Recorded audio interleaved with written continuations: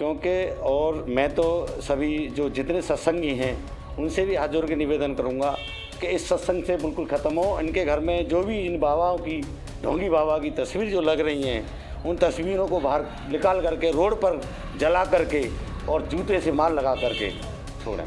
बाबा को एक तो मैं अपनी नज़र से देखता हूँ जो दुश्मन की सत्संग ये सब बंद होने चाहिए। ये पाखंडवाद है, पब्लिक को धोखा दे रहे हैं, ये ड्रामाखोर हैं। जितने बार पापी लोग हैं सबको जेल जाना है। अगर आप पूरे ब्रह्मांड के कुल मालिक हो तो आपको डर किस बात का ना, सामने आइए, आना चाहिए ना। इस पूरी घटना की जिम्मेदारी किसकी बनती है? इस घटना के आयोजन की जिम्मेदारी स्वयं इन्हीं की बनती है, जिनका आयोजन है रहा। जब वही गुरु हमारे लिए ना देख रहे तो हम किसके लिए देखेंगे? 4 दिन के बाद क्यों आ रही हो? किसी की माँ गई है, किसी की बहन गई है, किसी की बेटी गई है, किसी की बहू गई है, कितनी जाने गई हैं। मातम हर घर में छा रहा है। ये गुस्सा और ये दर्द उस परिवार का है जिस परिवार के लोग इस हाथरस कांड में झुलस गए। भले ही भोले बाबा उर्फ सूरजपाल ने 4 दिन बाद हाथरस कांड पर बयान देकर अपना पलड़ा झाड़ लिया हो, लेकिन जिस परिवार के लोग इस हाथरस कांड का शिकार बने हैं उन्होंने इस बाबा की सारी पोल खोल कर रख दी। उनका मानना है कि इस पूरे कांड का सबसे बड़ा दोषी बाबा ही है और अब हम उसे छोड़ेंगे नहीं। ऐसे ही यूपी के अलीगढ़ के एक परिवार के पास क्राइम तक पहुंचा, जिस परिवार के लोग 2 जुलाई को इस हाथरस कांड में शिकार हो गए थे। आइए जानते हैं उनका सूरजपाल उर्फ भोले बाबा के बारे में क्या कहना है। बाबा को एक तो मैं अपनी नज़र से देखता हूँ जो दुश्मन की तरफ से।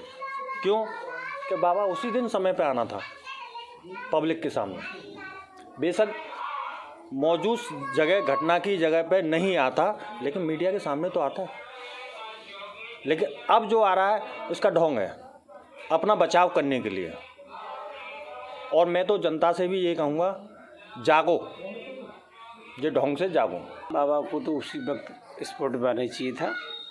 जब पुलिस प्रशासन का दबाव पड़ा है तब बाबा निकल के आ रहे हैं, ये गलत है। बाबा को तो उस समय कुछ कहना चाहिए था, शासन प्रशासन के बीच में आना चाहिए था, जनता के बीच में आना चाहिए, अपने भक्तों के सामने आना चाहिए था।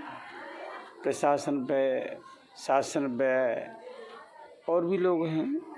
मेरा मानना ये है जितने सत्संग ये सब बंद होने चाहिए। ये पाखंडवाद है, पब्लिक को धोखा दे रहे हैं, ये ड्रामाखोर हैं। जितने बार पापी लोग हैं सबको जेल जाना चाहिए। अरे बाबा नहीं है, ये तो कहते थे हम तो ब्रह्मांड के मालिक हैं, कुल मालिक हैं, हमारे वो मुट्ठी में है ब्रह्मांड। अब मुट्ठी में कहाँ चला गया? शासन से बच रहे हो, प्रशासन से क्यों बच रहे हो? क्या ज़रूरत है बचने की? 4 दिन के बाद क्यों आ रही हो? किसी की माँ गई है, किसी की बहन गई है, किसी की बेटी गई है, किसी की बहू गई है, कितनी जाने गई हैं। मातम हर घर में छा रहा है। तो हम तो बाबा को दोषी मानते हैं। बाबा दोषी है और रहेगा। कार्रवाई होनी चाहिए बाबा के खिलाफ तो कार्रवाई तो मेरे ख्याल में ज़रूर होनी चाहिए। अब शासन प्रशासन की बातें क्या करते क्या नहीं करते। जिस तरह से ये आयोजन होते हैं, सत्संग होते हैं, इनका बिल्कुल ख़त्म। हर एक धर्म के सत्संग ख़त्म होने चाहिए। जनता भोली है, भाली है। जनता को हर व्यक्ति, बाबा जितने पाखंडी हैं सब बंद होने चाहिए। एक नहीं, हज़ारों लोग हैं। जनता बहक जाती है, भेड़ चाल की तरह चली जाती है। ये सब बंद होने चाहिए। जब ये सारी चीज़ें बंद हो जाएगी जनता खुद नहीं जाएगी।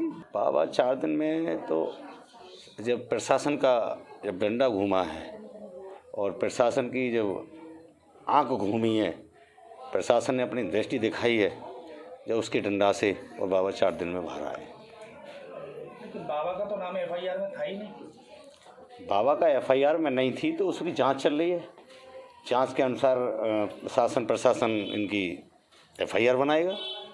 जांच के अनुसार इस घटना के लिए दोषी है बाबा। हाँ, बाबा दोषी हैं, कि अगर दोषी न होते तो ऐसे भेंट में ना घुसते और ना ऐसे छुपते। क्या चाहते हो आप? क्या हम ये चाहते हैं कि शासन और प्रशासन से, दोनों से हाथ जोड़ के विनती चाहते हैं कि इनको, बाबा को जल्दी से जल्दी इनकी FIR बनाई जाए और जल्दी से जल्दी इनको गिरफ्तार किया जाए। और जो सत्संग होते हैं उसके बारे में क्या कहते हैं? सत्संग बिल्कुल बंद, सत्संग बिल्कुल ख़त्म हो जाने चाहिए, क्योंकि और मैं तो सभी जो जितने सत्संगी हैं उनसे भी हाथ जोड़ के निवेदन करूंगा कि इस सत्संग से बिल्कुल ख़त्म हो। इनके घर में जो भी इन बाबाओं की, ढोंगी बाबा की तस्वीर जो लग रही हैं, उन तस्वीरों को बाहर निकाल करके रोड पर जला करके और जूते से मार लगा करके छोड़ें। हाँ, मेरी वाइफ थी सरबती, क्या हुआ था उनके साथ? वो सत्संग में गई हुई थी, 1 महीने से अपनी मायके रह रही थी और मायके से ही वो सत्संग में चली गई। 2 तारीख को बोले सत्संग हो जाएगा, उसके बाद हम आ जाएंगे। सत्संग गई, ये मालूम पड़ी हमारे साले सामने, शाम को हमारे पास खबर मिली, तो बोले ऐसे ऐसे जीजा दोनों ना मिल रही, ना तुम्हारी भाभी मिल रही ना जीजी मिल रही, तो हो सके भगदड़ मच गई है। तो बोल मैंने कि दिक्कत है रही है? कहा हाँ, कि 1 घंटा है वो 1.5 घंटा है वो मिली ना। मैं ऐसे कहने आगे पीछे हरी हूँ, शायद तुम्हारे लिए मिल जाए। उन्होंने बताई कि यहाँ तो घटना हो गई। घटना में भगदड़ ऐसी मची कि 1 जने 2 जने 4 जने, यानी एक के ऊपर एक गिरते गए। अब पूरे घटना के 4 दिन के बाद बाबा सामने आए हैं, तो बाबा को किस तरह से देखते हैं आप? क्या कहते हैं? इनको मैंने स्पॉट पर सामने आना चाहिए था। कहने का मतलब तो ये 4 दिन तक छिपे हुए थे सामने। जब ये पूरे ब्रह्मांड के कुल मालिक हैं तो इनको सामने आना चाहिए ना। जब कोई घटना घटित होती है, मुख्यमंत्री जी, मोदी जी जब सामने आ रहे हैं तो दिक्कत क्या हो रही है? और ये अपने मैनपुरी प्रवास में रुके हुए हैं, कहाँ रुके हुए हैं हमें क्या मालूम है। और 4 दिन बाद ये लोकेशन तो मैंने स्पॉट पर उसी दिन लेनी थी, जिस दिन से हजारों आदमी की जान चली गई।